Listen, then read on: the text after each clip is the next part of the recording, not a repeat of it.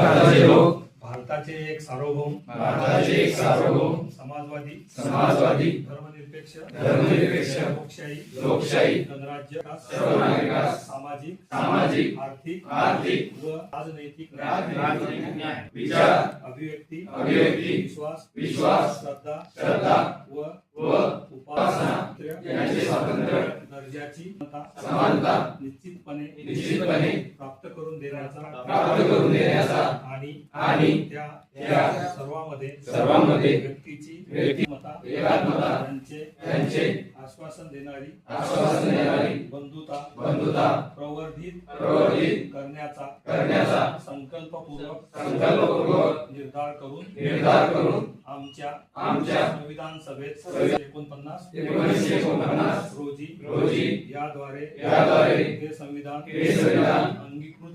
अंगीकृत आणि अधिनियमित करून स्वतः